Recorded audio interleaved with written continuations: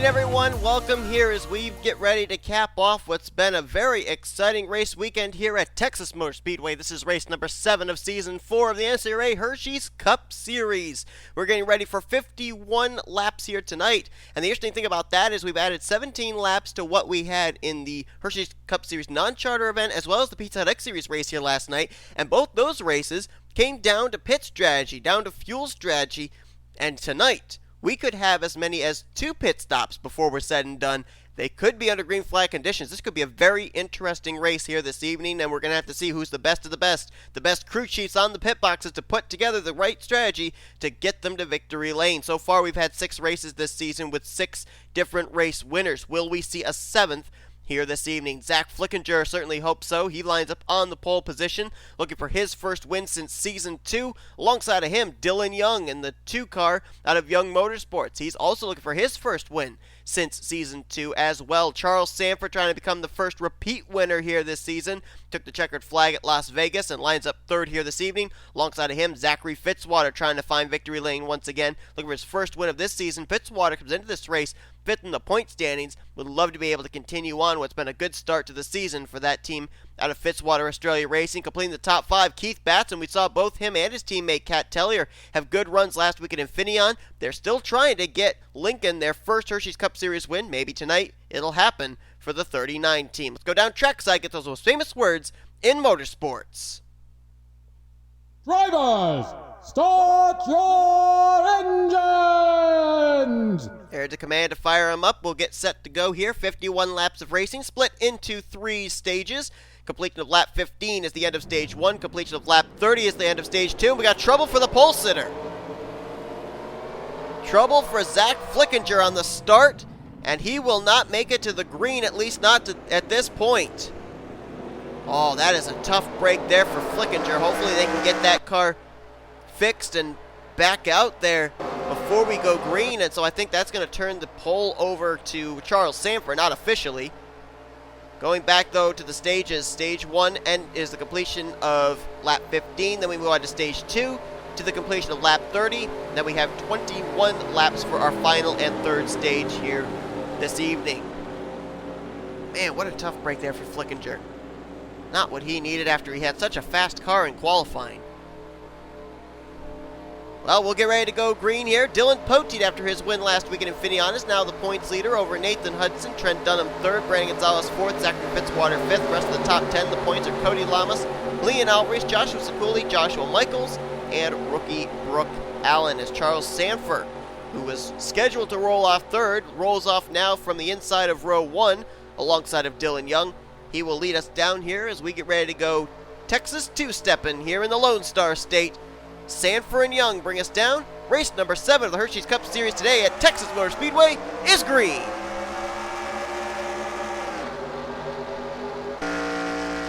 And there is Flickinger. I don't think he's going to get out ahead of the leaders. He's hoping for a caution, I'll tell you that. Maybe he can get out ahead of the leaders. Oh man, it's going to be close. Flickinger may get trapped a lap down. Man, paging the leaders. Look out. Oh, and he did! He just took out a couple of drivers there in turn 3. Caution's out. That goes without saying. Who did he get? Garrett Sydnor and Dylan Young, the outside pole sitter. Caution is out. Oh, man. Now, a lot of people might say, that might have been intentional. Just from what I saw, I don't blame Flickinger at all. He had to choose a lane. He went low, and he went as low as he could, and I think he got the apron that shot him back up into traffic, but I don't think that Garrett Sydnor, our Bristol Dirt winner, or Dylan Young are going to see it that way. Caution's out for the first time here tonight already, and Flickinger's called it a night. Flickinger's out of the race. Boy, so a bad night start, and it just gets worse in the next lap for the 74 car. Was going to start on the pole, couldn't make it on the grid, had to make an unscheduled pit stop before going to green, then gets trapped a lap down, and then while trying to get out of the way of the leaders, ends up getting the apron, goes up into traffic, causes our first caution, and is out of the race. That is not the way you want to start off an evening. But Charles Sandfer leads us under our first yellow flag of the evening. Let's take a look at a replay of what happened. And like I said, I'm certain Dylan Young and Garrett Sydnor aren't going to be too thrilled with Z Flickinger, but I think when we look at this, even in slow time, it'll definitely prove in defense of Z Flickinger trying to get out of the way. I mean, watch him right here. He's probably being told the leaders are up on the high line, so he's going to try and move low to try and get out of their way. Watch right here. He's going to turn it down as far as he can. He just turns down too far, gets down there on the apron, and watch right here. When the two right side tires come back up onto the surface, you can see the car comes around on him. And let's be honest, too, he was trying to give room, and really Garrett Sydnor didn't move up to allow Flickinger to be able to come back up. Dylan Young, the innocent bystander in all of this, just up on the high side and in the wrong place at the wrong time. And how everybody else was able to get down to the bottom without wrecking each other when they came back up, I don't know. How we got away with a 3-car incident there, I'm not certain. But obviously the two biggest losers in all of that right there, Garrett Sydnor and Dylan Young. Sydnor was trying to counter a poor run last week at Infineon. Dylan Young just trying to continue what's been a pretty good start to the season for him, trying to find victory lane. He's 15th in the points coming into tonight's race, and now both of them are damaged goods. Don't know if they're going to be able to continue the race, but we'll find that out in just a moment. We haven't gotten the signal 1 lap to green yet. Possibly this next time around we will get it, as Charles Sandfer leads Keith Batson, Trent Dunham, Zachary Fitzwater, and Dylan Poteet. The points leader is in the 5th position. Dallas McIntosh, who won this race a year ago, lines up 6th. J Bryant 7th. 8th is J Arndt. 9th, K Tellier, and Levi McIntyre completes the top 10. We haven't yet gotten that 1-to-go signal, but we do have an interesting fact. We do have all 3 former winners at this racetrack in this field. It was looking like it was only going to be 2 of the former winners in this field for a while. Dallas McIntosh, as we mentioned, won this race a year ago in Season 3. In Season 2, the checkered flag at this track was captured by, and I just drew a blank, Brandon Gonzales, when he barely beat Austin LaPlante off of pit road on a money stop. He went to victory lane for the first time that season. And back in Season 1, this race was won by a non-charter go-or-go-home ride when Stephen Pollard III piloted the number 32 Ford Fusion to victory lane for his first and only Hershey's Cup Series win of his career. SP3 is in this field. He qualified in, finishing 4th in the non-charter race here 2 nights ago, which completes all 3 of the former winners at this racetrack in the Hershey's Cup Series history, taking part in this race with a chance of maybe becoming a 2-time winner at Texas Motor Speedway. Lights are out atop the pace car. Let's find out if Dylan Young and Garrett Sydnor were able to continue. Indeed they are. They're going to restart in 40th and 41st. They're going to probably be off the pace, but try to salvage what they can. The only driver out of the race, Z Flickinger, we've already documented just the horrible start to the night it was for that car, and well, they'll just try and rebound next week at Eldora at the Mud Summer Classic. That's going to be a crazy one. If you guys don't tune into any other race this season, you're going to want to check out the Mud Summer Classic. That is an unbelievable event. We ran our first one last year, and there is no doubt in my mind that we were going to be bringing it back here for this season. And we're going to be throwing in the non-charter cars there as well, so it's going to be a big Hershey's Cup Series extravaganza as Pizza Hut X Series take an off week next week. And on both series packing up and head to Talladega the following week, so that'll be interesting. But Charles Sandfer going to lead us back here for the restart on lap 6 of 51.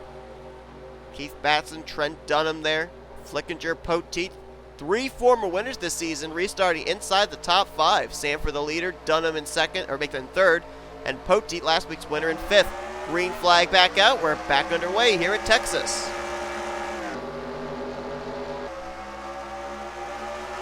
I'll be perfectly honest, too, seeing that early caution, just for me personally, was a good thing for 2 reasons. 1, we don't have any lap traffic these drivers have to deal with on this restart. 2nd, it's a single file restart, which means these drivers are going to not be able to get 3 wide, potentially 4 wide very early on, and that may settle them out to get spaced out enough for us to go green flag racing for a bit. I want to see if this race is going to turn into a 2 pit stop fuel strategy race as the battle for 2nd is on. Trent Dunham taking the spot from Keith Batson. To the back there, K Tellier going to stick it 3 wide. That's actually J Arndt making it 3 wide now. Poteet in the middle. Batson rim riding on the high side. And we know this may not end well. Batson scrapes the wall, but he keeps it together. Arndt will now tuck into, I believe that is the 6th position. Make that 5th behind D Poteet. K Tellier right behind there as well. Getting a big run, and she's going to go to the inside of John Arndt. Arndt's going to throw the block and try to go to the inside of Poteet. Now K Tellier going to sink it down to the inside. Battle for the lead. Trent Dunham, Texas native, wants to win at his home track. He's going to take the lead from Charles Sandfer out of turn number 2, or is he? Sandfer way up against the wall, battling back on the high side. And Dunham will clear for the lead. They're 3 wide further back. Poteet on the bottom. No, that's not Poteet. That's McCloud, rather. He's going to move to 5th. K Tellier drops back into a battle for 6th now with John Arndt. It's hard to tell those 2 Dragon Ball Z cars apart. The only difference between them, really, is the number and the fact the 31 car has a race winner sticker up above the B pillar of his Chevrolet, and now D Poteet setting his sights on Trent Dunham for the race lead as Sandfer now drops back into 3rd place. McCloud in 4th, and Fitzwater now bringing Anthony McCrury with him. Fitzwater into the top 5, but McCrury wants that spot. McCrury might think about sticking his nose down there on the inside 3 wide, thinks better of it. Look at this, how that high side is getting a run. K Tellier hanging on there in this battle for 5th place. And we may have a battle for the lead in just a minute. Oh, Poteet looked like he was trying to stick his nose there on Trent Dunham. They're 3 wide back here. 3 wide, 2 rows deep. McCrury, Fitzwater, Tellier, Arndt, Batson, Bryant, McIntyre, all in this group. This is for the 5th position. J McCloud just got by Charles Sandfer for 3rd. Now looks for 2nd as Poteet has gone to the race lead. D Poteet, I believe, has 2 Hershey's Cup Series wins, but he's never won multiple races in a season. He could win back-to-back here tonight, but he may have to hold off his teammate, J McCloud. McCloud trying to take 2nd place from Trent Dunham. Sandfer right there. McCrury has now cleared the mayhem. He's in 5th. Then you go back to 6th. The battle between Fitzwater, Batson, JT Bryant, Levi McIntyre, and Dallas McIntosh. Tweenix Racing right now 1-2, and they're going to battle amongst themselves for the lead. McCloud, a big run down the back straightaway. He'll get to the inside looking for the top position. And he'll take it out of 4.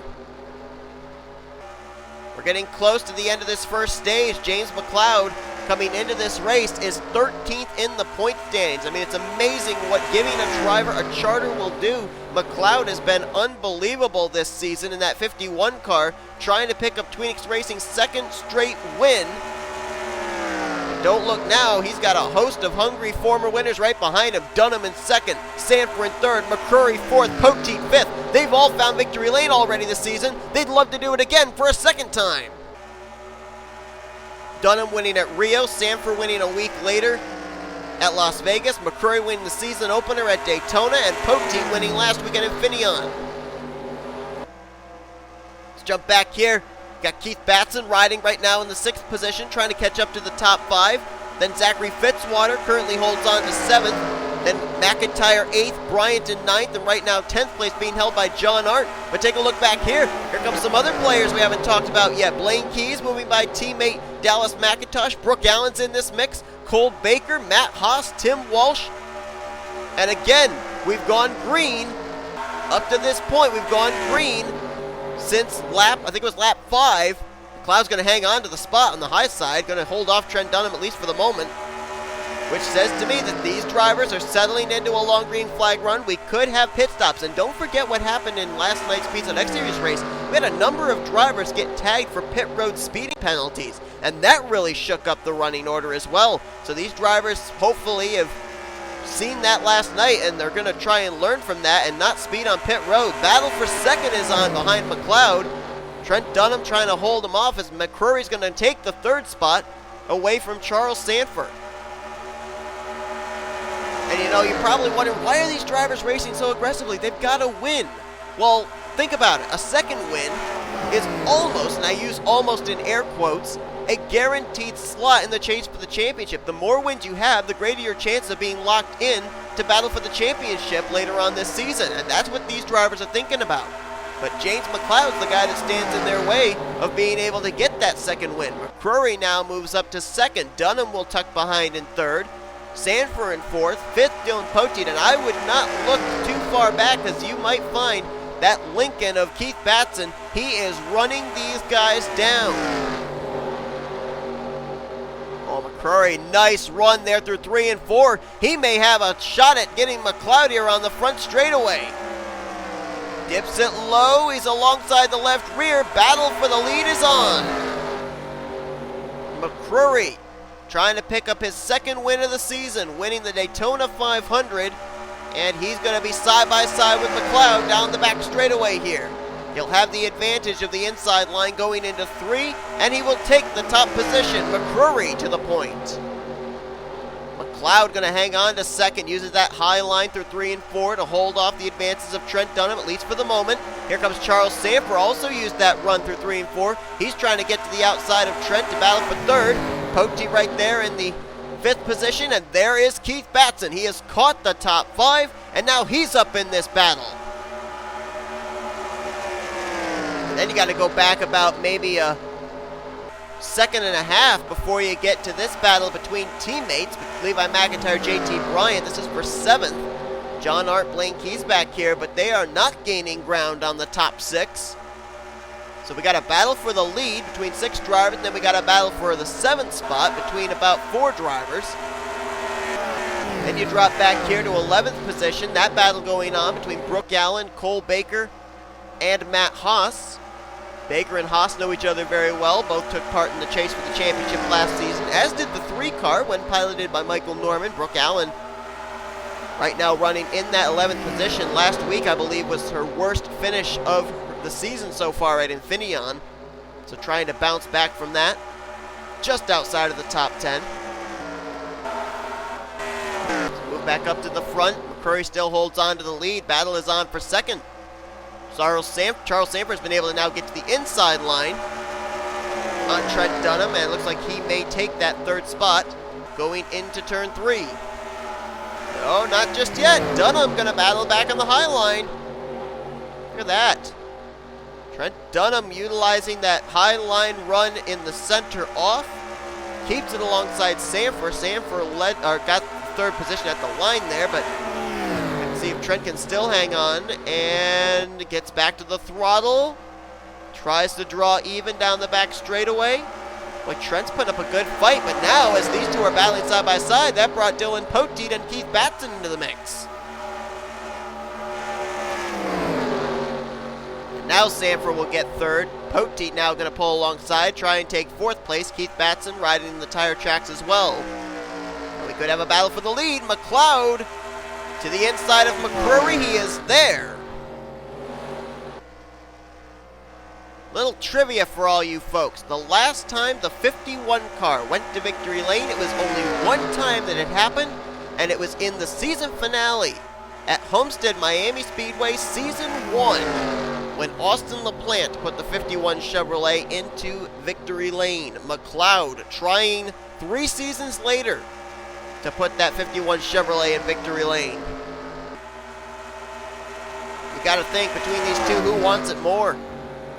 McCloud trying to pick up his first win of his Hershey's Cup Series career. McCrury trying to lock himself up a spot in the chase for the championship. McCrury, the Season 1 Hershey's Cup Series champion, didn't even partake in the chase last year. And McCrury uses the middle line to get the lead back from McCloud. You can make that inside line work, but you've got to get a better run into turns 1 and 3, because if not, that outside line is going to get that huge run center off, which we've seen Trent Dunham utilize. Anthony McCurry just utilized against McCloud. And I just thought I saw some skid marks on the apron coming out of turn number 2. Now, I don't know if they had anything to do with any earlier incidents, or if that actually was something that happened here under this green flag run and they just didn't throw the yellow flag for it. Sean Galligan's at the back here. with the damaged cars of Dylan Young and Garrett Sidner. I don't know if anything happened to him or not. If something did happen, we will utilize our NNSCRA split cam to show you exactly what did happen there out of turn number 2. If not, you won't see a split cam. It's as simple as that.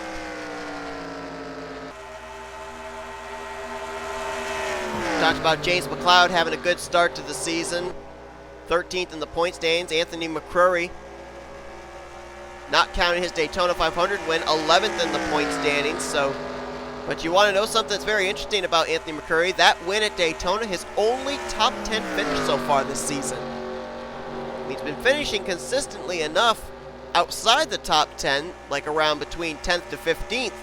So that way he's still being able to stay up in the point standings, but he only has one top 10 finish so far this season in the first 6 races, and that was in his Daytona 500 victory. So that's a very interesting statistic there. We've also been talking about, in the last couple of weeks, drivers who have completed all the laps this season. Well, Anthony McCrury is one of those drivers.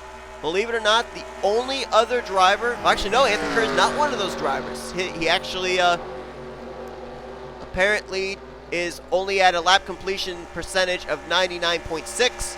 As I'm looking here, there's actually only 2 drivers now that have completed every lap so far this season. Dylan Poteet, the points leader, is one of them. The other one is Joshua Michaels in the number 10 Honda Accord.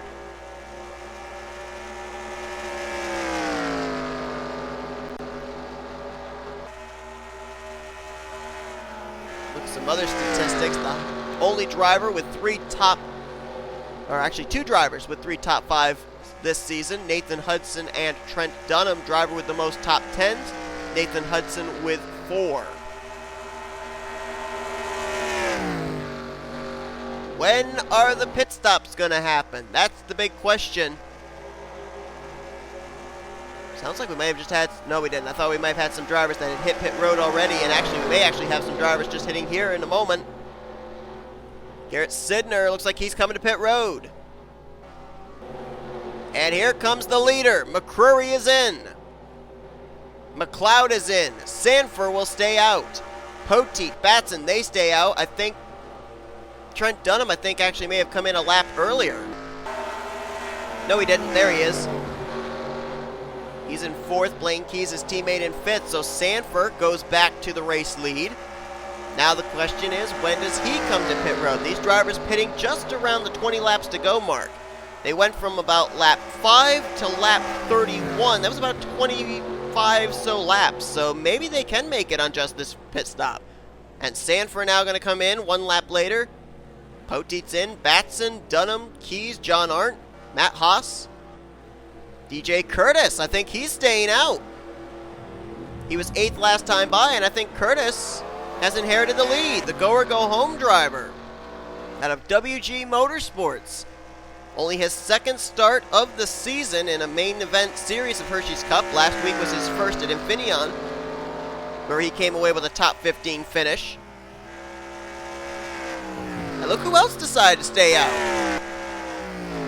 The very first winner here at Texas Motor Speedway, Stephen Pollard III, stayed out. As did Joshua Michaels and Jessica Shelton. They were 3rd and 4th crossing the line, and now they will come to pit road. So there's Curtis on pit lane. Seth Cole's in. Cody Llamas. JT Bryant in again. I think he might have gotten hit with a speeding penalty.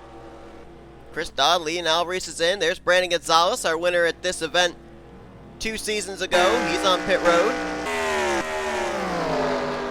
And this could be the battle for the lead once again. McCloud bypassing McCrury.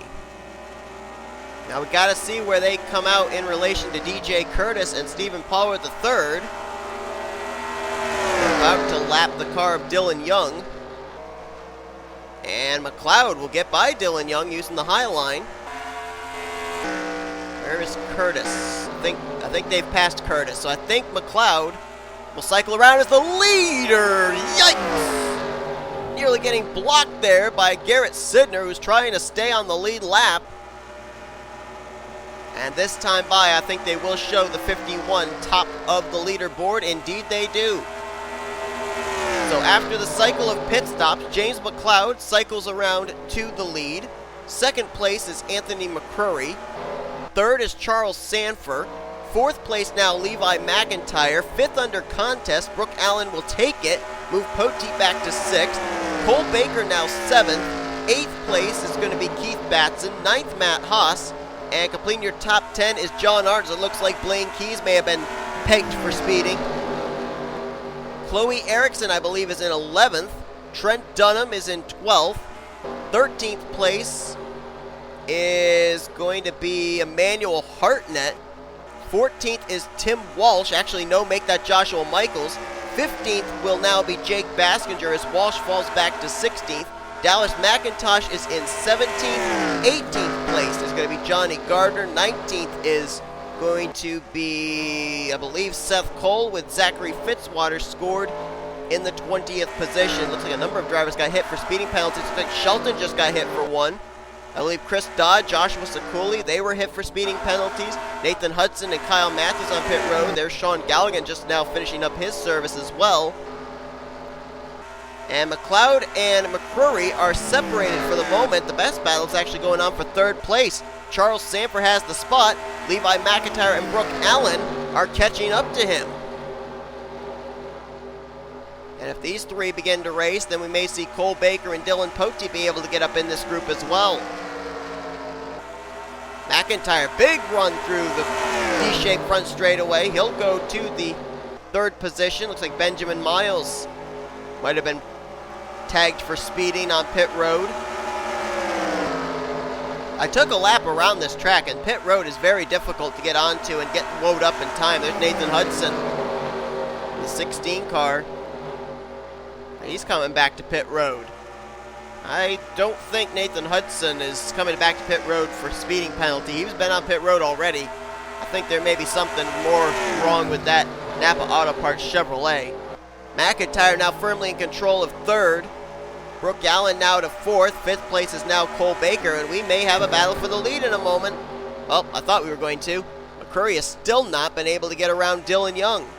Dylan Young is right now a lap down, but he is obviously up to speed as McCrury is not being able to do anything with him. And that's more good news for James McCloud. That means that up to speed lap machine is going to take away Anthony McCurry's focus, at least for a little while, of being able to run down James McCloud. Now, the only thing that I could possibly think of that McCrury might be able to do to his benefit, you can see right now he's just running in line behind Dylan Young. Now, if he continues to do that, with the CTS physics, two cars can create more speed than one car by itself. And you see right there, you can see through 1 and 2 how Dylan Young actually closed the gap up between himself and McCloud. If the 2 and the 61 continue to draft, and they are both Ford Fusions, so that helps them in terms of the body design as well as far as draft is concerned. McCrury could actually push Dylan Young up to McCloud. Dylan Young could try making the move to get back on the lead lap, and McCrury could follow on through and take the race lead.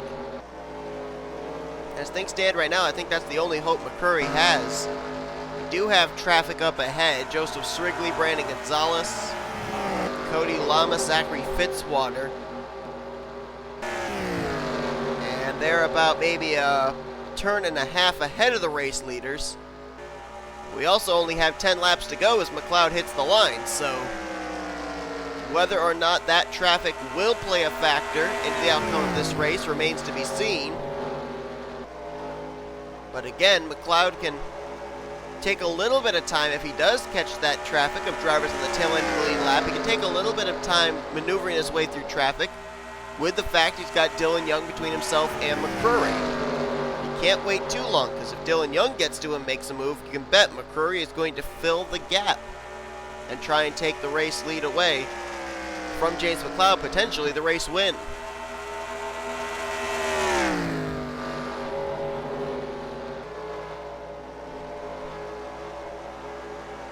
While this is going up here at the top 2, let's jump back and follow this battle for third place. This has been a good one. Levi McIntire holding off Brooke Allen, Dylan Poteet, and Cole Baker. And you also throw in the lap machine of J.T. Bryant into the mix there. Bryant maybe playing some defense for McIntyre, trying to keep him in that third position. Nice to see Levi McIntyre having a good run. I mean, he had a pretty good run last week in Infineon as well, but you think about how that car was on a bit of a slippery slope of finishes starting at race 3 at Las Vegas. Was running well, top 10 in the point standings, then got involved in a wreck while running second at Vegas. Followed it up the following week at Bristol Dirt with a DNF, so looks like that team, that 99 team, has finally got themselves back on track and looking really good as he's trying to make it into the chase for the championship for the, I believe it's the second time in his career. He made the chase back in season 2, did not take part in the championship hunt last season. Another driver that needed a good run that's getting it right now is, you see Nathan Hudson just now leaving pit road again, so troubles continue for the 16 who came in second in the points, but Cole Baker having a solid outing. Baker, who was a winner at Talladega last season, took part in his first chase for the championship. It has been anything but a good start to the season for him. 30th in the point standings, and so good run at the moment for that Counter-Strike Go, or Counter-Strike Global Offensive, I should say, Ford Fusion. Behind him, nice run for J Arndt there. J Arndt's actually kind of been a flip-flop beginning of the season for him. He currently finds himself 20th in the point standings. Looking like he's going to have a solid top 10 evening. And how about Chloe Ericsson? We know Chloe Ericsson is very used to this type of familiar of the main event racing, as she took part in the final 10 events of the season last year, filling in for Daniel Voiles. So not really a surprise to see her up here having a solid outing in that 46 car. Dylan Poteet dropped from like the 5th position all the way back now into the 8th spot. He's got M Haas right behind him, and Charles Sandford, who spent a good portion of this race out in front in the early stages, currently holding on to that 10th position as we jump back up to the front, see if anything's developing. Whoa, they got by Dylan Young, did McCrury, and now McCrury's got his sights set on James McCloud with 4 laps to go. So it was looking like it might be a runaway for McCloud, not the case. And now, Anthony McCurry, if he does make a move, he may have friends in the form of Dylan Young and J Sydnor, but now Dylan Young will go to the inside of Anthony McCurry, and that could be all she wrote. McCurry, though, trying to battle back on the high side. He will stay ahead of Dylan Young. McCurry's probably saying, what the heck are you doing, to stay behind me and help push me up to the back bumper of the 51, please. Battle between McCurry and Dylan Young is not for position. The battle between Dylan Young and J Sydnor, however, is. So Dylan Young, Sydnor, they've got their own battle going on. I don't know for what position. 21st. While McCurry is trying to get first away from McCloud. 2 laps to go when they hit the stripe. The 51 and the 61. McCloud has never won a Hershey's Cup Series race. That team has only won 1 race in their Hershey's Cup Series career, as I mentioned earlier, back at Homestead Miami Speedway, the season finale of Season 1. McCrury, on the other hand, he's won a championship. He won a Daytona 500 earlier on this season, and he wants to pick up his 2nd win of the year here tonight at Texas, but he's going to have to get a heck of a run and a heck of a draft onto the back of McCloud here in these final 4 corners. White flag displayed, this time by last week Dylan Poteet put Tweenix Racing in victory lane at Infineon. Will we go back to back with the 2nd ride of James McCloud? Right now it's looking like that's the case, unless McCurry gets a heck of a slipstream down this back straightaway.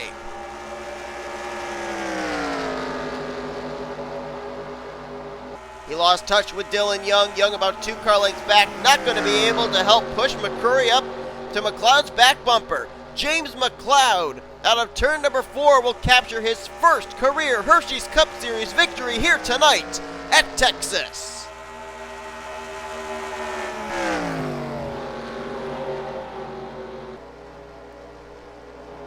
And correct me if I'm wrong, but I believe, I might be wrong.